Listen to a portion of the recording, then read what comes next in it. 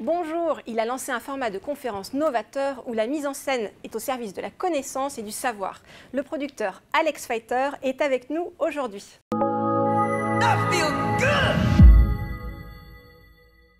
Bonjour Alex. Bonjour Christelle. J'ai la chance de recevoir sur ce plateau le garçon le plus précoce de France.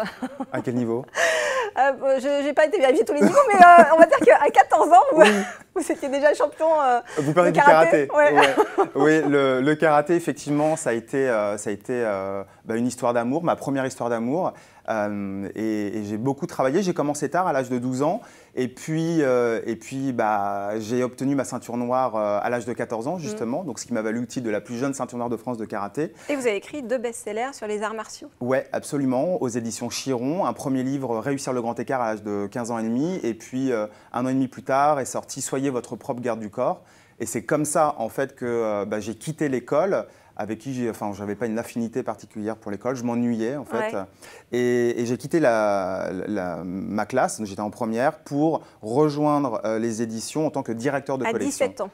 Ouais, et c'était génial parce qu'en fait, je me suis retrouvé vraiment à éditorialiser les bouquins de champions et de maîtres dans différents arts martiaux, karaté, ma discipline, mais aussi Viet Vo Dao, capoeira, tous les arts martiaux, les sports de combat. Et donc, c'était top d'avoir en fait une relation aussi privilégiée avec ces personnes qui me fascinaient.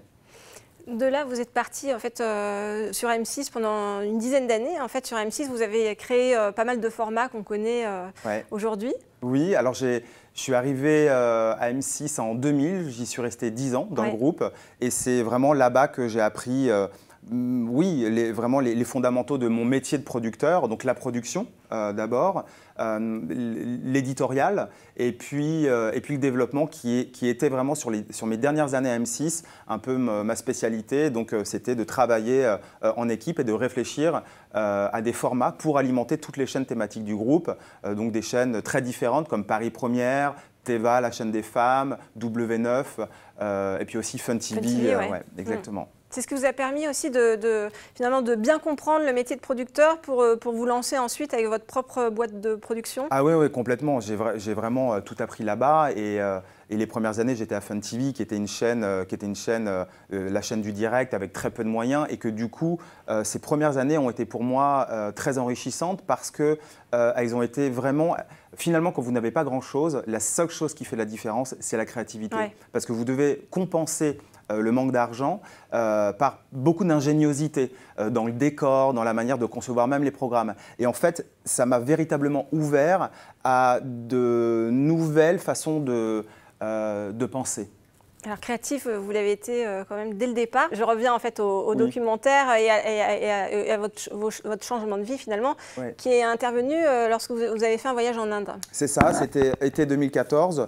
J'avais une vie très intense, je bossais beaucoup, alors toujours avec passion, mais à un rythme effréné qui était de toute évidence beaucoup trop. Et j'étais arrivé un peu au bout de cette idée de réussir dans la vie. Voilà, donc je m'éclatais dans ce que je faisais, mais malgré tout, je ressentais un vide. Et en fait, ce vide… le déclic a été effectivement ce voyage que vous venez de citer en Inde. C'est la première fois que je prenais 15 jours consécutifs, j'en avais besoin. J'étais clairement au bord du burn-out et c'est vraiment là-bas, avec un médecin, le premier déclic, c'est lorsqu'il m'a dit que j'étais stressé. Et pour moi, pour moi, le stress a toujours été, à l'époque, avait toujours été là. Et que pour moi, c'était mon état normal. Alex s'est réaligné. Je me suis réaligné. Alors, tout ça prend du temps, c'est un processus, évidemment. Mais en gros, je suis passé à réussir, à vouloir réussir dans la vie, à réussir sa vie. En résumé, c'est un peu ça. Mais du coup… ça implique beaucoup de travail sur soi. Et ce travail, j'ai pu l'enclencher. J'avais déjà fait une psychanalyse qui m'a vraiment fait beaucoup de bien et qui m'a permis de ranger ma chambre.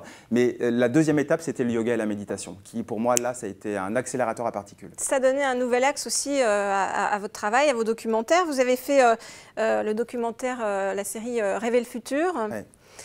Qui en fait présentait les innovations scientifiques et technologiques pour 2050, c'est ça? Voilà, c'est ça. Positives. Positives, celles qui sont susceptibles de changer pour le mieux notre quotidien à l'horizon 2050. Donc c'est une série qui a été 20 épisodes de 52 minutes, l'alimentation du futur, l'école du futur, la communication du futur. Voilà, donc vraiment des thématiques qui sont concernantes pour nous tous. La série a été diffusée d'abord sur Planète Plus et ensuite sur France 5. Et je me rappelle très bien de ce qui a motivé ce développement, c'est que je voulais justement m'assurer, j'avais un feeling, j'avais une intuition. Est-ce que sur cette planète, il y a des femmes et des hommes qui utilisent leurs neurones et leur créativité au service vraiment du plus grand nombre? Ça se termine. Voilà, non, mais, parce qu'on sait qu'on les utilise, mais face aux problèmes et aux nombreux problèmes qui sont, auxquels nous sommes confrontés, existe-t-il des solutions? Et la leçon de cette série, vraiment si je devais tout synthétiser, c'est vraiment que oui, effectivement, toutes les solutions existent et que si elles ne passent pas, c'est plus pour des raisons industrielles ou politiques. Et ces solutions aussi, vous les montrez à travers les conférences que vous organisez aujourd'hui, comme cette fameuse conférence que vous faites, Se guérir, donc au Grand Rex, qui est, vous avez convié en fait 12 experts internationaux exactement. Qui parlent de... Alors, qui viennent, en fait, c'est 12 experts internationaux, donc c'est un événement autour de la santé. Épigénétique, physique quantique. Oui, alors on va faire, l'idée c'est vraiment de proposer aux spectateurs de poser un nouveau regard sur la santé et qu'on ouvrira évidemment avec un point scientifique. Il y a beaucoup de choses qui se passent et des révélations importantes, comme vous le disiez, en physique quantique, en neurosciences et en épigénétique. Et ensuite, ce sera un voyage à 360 degrés. On va parler du microbiote, on va parler des médecines ancestrales comme la médecine chinoise, ayurvédique. On va parler du pouvoir de l'esprit sur le corps. Et donc voilà, l'idée c'est que les spectateurs puissent se nourrir et puis choisir, sentir ce qui leur convient le mieux. Parce que finalement, la santé, c'est quelque chose de très personnel. Ça passe par la conscience et ce qui est novateur aussi dans vos conférences, c'est que vous leur faites faire des expériences sensorielles, comme par exemple... Alors oui, parce que moi je suis fasciné par les mystères de la vie, les mystères de la conscience, bon je pense que vous l'avez compris, et que j'adore les conférences. Mais moi j'ai un truc, un problème, c'est qu'au bout de 2 ou 3 heures je m'ennuie. Et que ce que je voulais, c'était proposer aux spectateurs un format où du coup on passe vraiment un bon moment et où, oui, il y a des choses qui sont dites, mais pour éviter la surchauffe au niveau du mental, de vivre des choses, parce que finalement il faut vivre les choses. Donc vous faites mantra-thérapie. Mantra-thérapie avec Sophia Strill-River, qui est biographe du Dalai Lama. Gong basse. Gong basse, un bain de gong, donc des gongs géants, et les gens vont pouvoir vivre le pouvoir des vibrations sur le corps. Et puis on aura aussi Luc Nicon qui va venir et qui lui pratique une technique absolument qui permet de se libérer de stress et de tension émotionnelle, et que c'est une technique très étonnante parce qu'elle est à la fois très rapide et durable, et les effets sont durables, et surtout Luc va enseigner cette technique, c'est-à-dire que c'est une expérience, mais on va ramener à la maison la technique pour pouvoir l'appliquer mais aussi la partager autour de soi. Merci beaucoup Alex, je suis vraiment ravie en fait, de voir qu'il y a des gens comme nous qui essayent de faire en sorte qu'on soit un peu plus unis et qu'on fasse un monde un peu meilleur ensemble, même si ça a l'air un peu basique à dire. Mais... Non, mais je pense qu'il faut se le dire et bravo pour votre émission parce que vos invités sont toujours super. Donc, Et bravo pour vos conférences, on se fait un bisou. Je ne sais pas si on peut, mais on se le fera après. Voilà, à très vite pour une prochaine émission. Merci.